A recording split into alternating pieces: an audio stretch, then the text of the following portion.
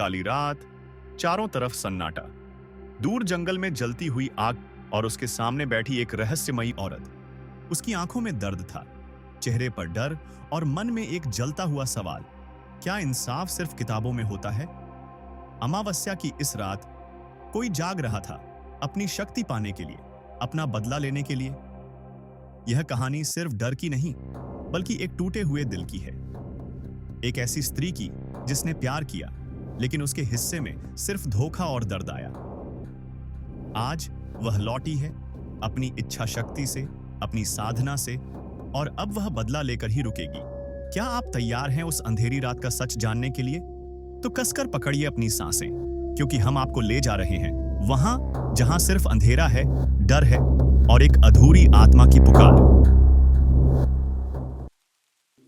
दोस्तों, अगर आप मेरे चैनल पर नए हैं तो मेरे चैनल को सब्सक्राइब और वीडियो को लाइक करना न भूलें। भूतिया कहानियां पढ़ने में रोमांचक होती हैं, लेकिन कुछ कहानियां ऐसी होती हैं जो दिल में उतर जाती हैं, हमें भीतर तक झकझोर देती है। ऐसी ही एक कहानी है अमावस्या। अमावस्या की काली रात अच्छाई और बुराई दोनों के लिए एक अवसर होती है। कोई इस रात में ईश्वर की साधना करता है, तो कोई अंधकारमयी शक्तियों को पाने की कोशिश करता है। ऐसी ही एक भयावह अमावस्या की रात घने जंगल के बीच एक औरत आग जलाकर गहरे ध्यान में बैठी थी। चारों तरफ सिर्फ भेड़ियों के डरावने चिल्लाने की आवाजें गूंज रही थीं। लेकिन वह औरत निडर थी। उसकी आंखों में बदले की ज्वाला थी। जैसे जैसे समय बीतता गया, उसके चेहरे के हाव भाव और अधिक उग्र होते गए। अचानक उसका शरीर हवा में ऊपर उठने लगा। उसके सामने जल रही आग भी उसकी शक्ति के साथ ऊपर उठने लगी। देखते ही देखते और अचानक सब शांत हो गया। वह औरत जमीन पर गिर गई, लेकिन कुछ ही पलों में उठ खड़ी हुई। उसके चेहरे पर अब असीम शक्ति थी। अमावस्या की रात ने उसे रूहानी शक्तियां प्रदान कर दी थीं। अब वह तैयार थी अपने प्रतिशोध के लिए। रानी की शादी हुए अभी केवल 6 महीने ही हुए थे। वह अपने पति सूरज के साथ शहर में एक किराए के मकान में रहती थी। सूरज बैंक में क्लर्क था, ईमानदार, मेहनती और बेहद संकोची। वह अपनी जिम्मेदारी पूरी निष्ठा से निभाता था और अपने सहकर्मियों की भी मदद करता था। सूरज के बॉस उसे काफी पसंद करते थे। एक दिन बॉस ने उसे अपने केबिन में बुलाया और मुस्कुराते हुए कहा, तुम्हारी शादी को कुछ ही महीने हुए हैं और तुम अब तक कहीं घूमने नहीं गए। ऐसा कैसे चलेगा? जाओ, अपनी पत्नी के साथ थोड़ा समय बिताओ। सूरज को यह सुनकर खुशी हुई। उसने हंसते हुए जवाब दिया, बिल्कुल सर, मैं अगले महीने रानी के साथ कहीं बाहर जाने का सोच रहा था। बॉस ने अपने पर्स से कुछ रुपये निकाले और सूरज की ओर बढ़ाते हुए कहा, यह मेरी तरफ से गिफ्ट समझो, अपनी पत्नी के साथ मजे करो। सूरज संकोच में पड़ गया, लेकिन बॉस की जिद के आगे झुकते हुए उसने पैसे ले लिए। घर आकर सूरज ने खुश होकर रानी को बताया, रानी, बॉस ने घूमने की इजाजत दे दी है, हम अगले हफ्ते निकल रहे हैं। रानी की आंखें खुशी से चमक उठीं। वह हमेशा से सूरज के साथ कहीं बाहर घूमने जाना चाहती थी। तभी सूरज के फोन पर बॉस का कॉल आया। मैंने तुम्हारे सफर के लिए एक कार बुक कर दी है, जो तुम्हें हर जगह आराम से घुमाएगी, बॉस ने कहा। सूरज थोड़ा झिझका, बॉस, आप क्यों परेशान हो रहे हैं? हम ट्रेन से चले जाते हैं। लेकिन बॉस अड़े रहे। सूरज को उनकी बात माननी पड़ी।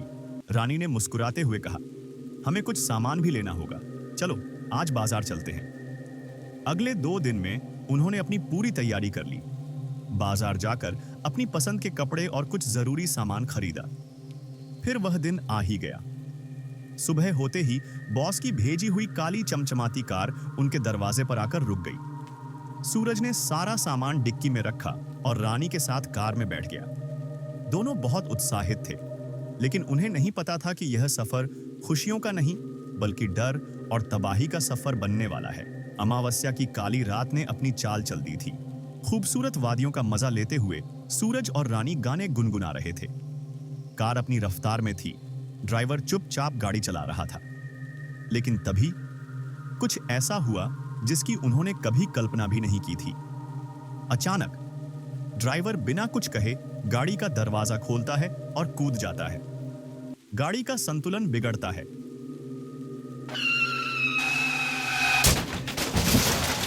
गाड़ी पहाड़ी रास्ते पर लहराती हुई तेजी से नीचे की ओर मुड़ जाती है। सूरज और रानी घबराकर चीख उठते हैं।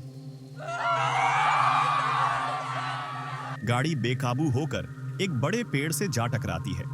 दोनों अंदर फंस जाते हैं, जोर जोर से मदद के लिए चिल्लाने लगते हैं।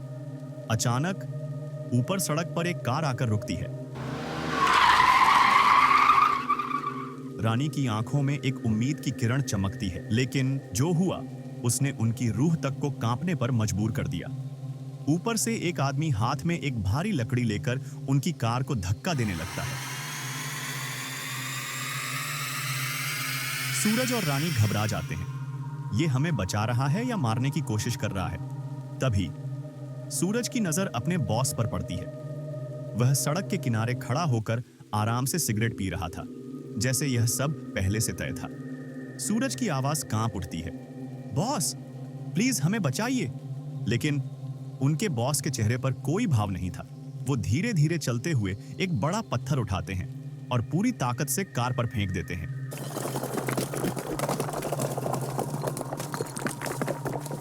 पेड़ की लकड़ी टूट जाती है और सूरज रानी की गाड़ी खाई में गिरने लगती है।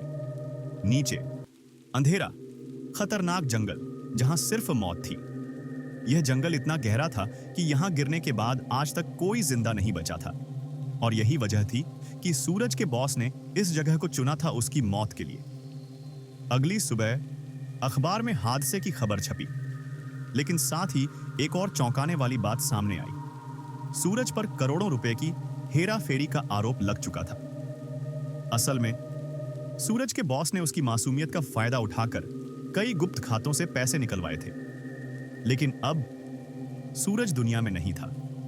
वह सच नहीं बता सकता था कि यह सब उसके बॉस ने करवाया था। गाड़ी खाई में समा गई। सूरज की मौत हो गई, लेकिन होने को कुछ और ही मंजूर था। रानी अभी जिंदा थी। खाई में गिरने के बाद वह बेहोश पड़ी थी। तभी जंगल के भीतर रहने वाले एक आदिवासी व्यक्ति की नजर उनकी कार पर पड़ी। वह गाड़ी के पास गया। उसने अंदर झांका। सूरज मरा पड़ा था, लेकिन रानी की सांसें अभी चल रही थीं। आदिवासी ने उसे खींचकर बाहर निकाला, उसे अपने कबीले में ले गया। पर यह कोई आम कबीला नहीं था। यह खूंखार वनवासियों का एक ऐसा समूह था जो काली शक्तियों के स्वामी रहते थे, जो अंधेरे में छिपे रहस्य जानते थे, जो मौत को मात देना जानते थे।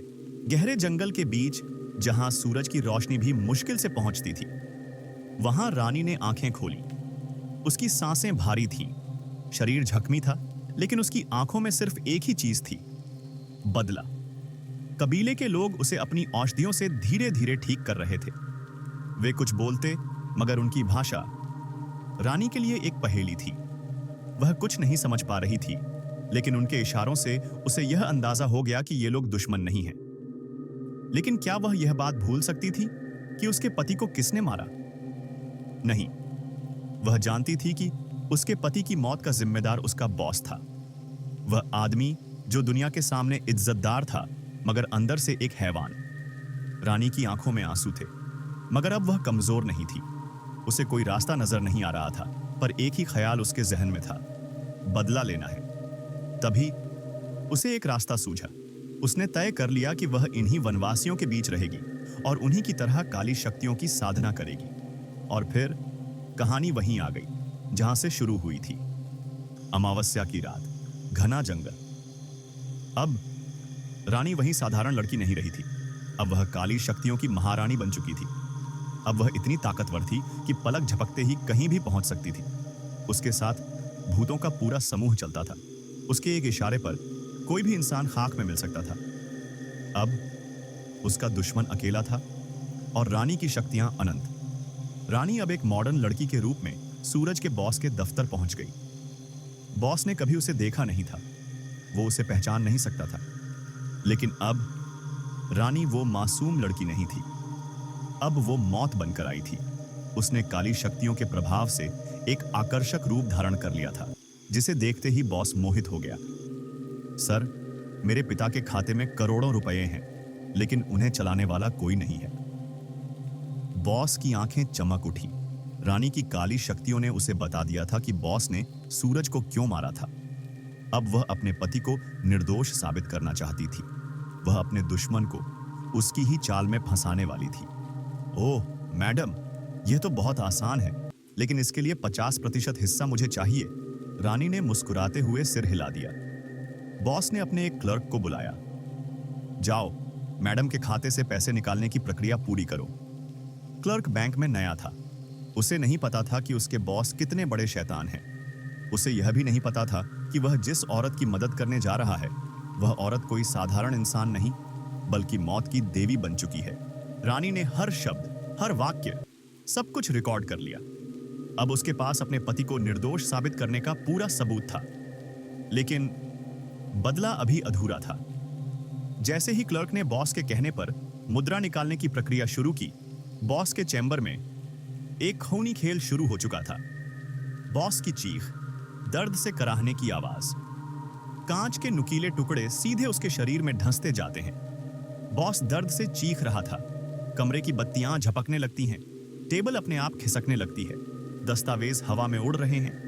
और फिर रानी ने भूतों की मदद से बॉस के शरीर के टुकड़े टुकड़े करवा दिए। बॉस का शरीर जमीन पर गिरता है, पूरा कमरा लहू से लाल हो जाता है। यह सब इतनी तेजी से हुआ कि किसी को संभलने का मौका ही नहीं मिला। बैंक में मौजूद लोगों के चेहरों पर सिर्फ और सिर्फ डर था। बॉस के चैम्बर को खून से रंगा देखकर सभी कांपने लगे। रानी ने अपना बदला पूरा कर लिया था। रानी चैम्बर से बाहर निकली और सीधे पुलिस के सामने आत्मसमर्पण कर दिया। अधिकारी रानी को देखते हैं, लेकिन कोई उसे छूने की हिम्मत नहीं करता। रानी इतनी शक्तिशाली थी कि अगर चाहती तो कोई उसे हाथ भी नहीं लगा सकता था। मगर वो सिर्फ शक्ति नहीं, न्याय चाहती थी। अपने पति को निर्दोष साबित करने के लिए उसने अपने आप को कानून के हवाले कर दिया। समय बीतता है, अखबारों की सुर्खियां बदलती हैं। सूरज का केस दोबारा खुलता है। कुछ ही महीनों में सच सामने आ जाता है। सूरज निर्दोष था। पाया गया कि सूरज के बॉस ने ही सारे अपराध किए थे। वह लंबे समय से ऐसी ही घिनौनी हरकतें करता आ रहा था, लेकिन अब वह इस दुनिया में नहीं था। उसे सजा नहीं दी जा सकती थी। मगर रानी को उसके कत्ल के जुर्म में जेल जाना पड़ा। लेकिन उसकी आंखों में हार नहीं थी, बल्कि जीत की चमक थी। उसने अपने पति का नाम साफ कर दिया था। उसने अपने बदले को पूरा कर लिया था। और इसी के साथ यह कहानी यहीं खत्म हो जाती है। हर अंत एक नई शुरुआत का इशारा होता है। कभी कभी इंसान से बड़ा उसका बदला होता है। अगर आपको यह कहानी पसंद आई तो अभी हमारे चैनल डरावनी दुनिया को सब्सक्राइब करें, लाइक करें, कमेंट करें और इस वीडियो को उन लोगों के साथ शेयर करें जो अंधेरे से नहीं बल्कि सच्चाई से डरते हैं। क्योंकि यहां डर सिर्फ एक एहसास नहीं, एक हकीकत है। डरावनी दुनिया, जहां कहानियां जिंदा हो उठती हैं। बेल आइकन दबाना न भूलें, क्योंकि अगली कहानी और भी खतरनाक होगी। जल्द मिलेंगे एक और डरावनी दास्तान के साथ।